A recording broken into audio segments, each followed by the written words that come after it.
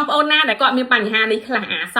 នៅលើមាត់រៀងកទួលមើលឃើញអញ្ចឹងណាវីដេអូថ្ងៃនេះដោយសារមានបងប្រុសម្នាក់គាត់សំណូមពរហើយការចែករំលែកថ្ងៃហ្នឹងខ្ញុំយកមកពី Dr. Trey គាត់ជា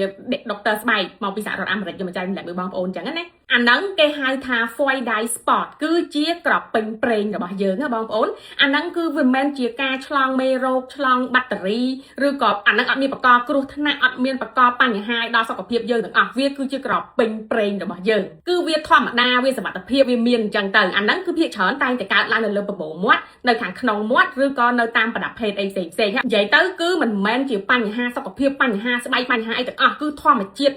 អាហ្នឹងគឺធម្មជាតិតែម្ដងគឺក្រពេញប្រេងរបស់យើងណាក្រពេញប្រេងមានគ្រប់កន្លែងនៅលើមាត់ក៏មានដែរហើយអត់អាចលាបគ្រីមលាបលេលាបស្អីបំបត្តិវាបានអត់មានលាបលេទៅបំបត្តិក្រពេញប្រេងរបស់យើងបានទេណាប៉ុន្តែបងប្អូនមានអារម្មណ៍ទៅអ្នកខ្លះគាត់ទៅគាត់ស្អប់មើលទៅដូចរៀងទៅអញ្ចឹងណាគាត់ចង់បំបត្តិអាហ្នឹងតតែបងប្អូនទៅជួប Dr. ស្បែក Dermatologist នៅកន្លែងមណ្ឌលរបៀបថា clinic របស់ Dr. ស្បែកគឺពួកគាត់មានការធ្វើមួយចំនួនដែលអាចជួយមើលបំបត្តិវាបានប៉ុន្តែពេលខ្លះក៏វាអាចឡើងមកវិញដែរដោយសារតែអាហ្នឹងវាជាធម្មជាតិរបស់យើងទេអញ្ចឹងបើវាមានក៏មានទៅអានឹងធម្មជាតិទេតែបើយើងទៅខ្លាំងយើងអាចទៅជួប Dr. ស្បែកដើម្បីដោះស្រាយវាបានសម្រាប់បងប្អូនចង់បានស្បែកស្អាតមានសុខភាពល្អខ្ញុំណែនាំ Skin Care Labo ដែលជា brand កូនខ្មែរផលិតនៅប្រទេស New Zealand នៅក្នុងរោងចក្រដែលមានស្តង់ដារនេះគឺខ្ញុំជាមួយអ្នកជំនាញផលិតលើ Skin Care ក្នុងការផលិតយើងនៅមន្ទីរពិសោធន៍ព្រោះយើងទៅពិសោធន៍ផ្ទាល់ឲ្យខ្លួនឯង Skin Care មួយគឺចំណាយពេលពី2ឆ្នាំកន្លះទៅ3ឆ្នាំទៅអាចផលិតចេញបានហើយកន្លែង storage ខ្ញុំដើរនេះមិនមែនតែមួយជួរហ្នឹងណាគឺ10ជួរបងប្អូនរោងចក្រធំមែនតើគេមាន Dr. សើស្បែកនៅប្រចាំ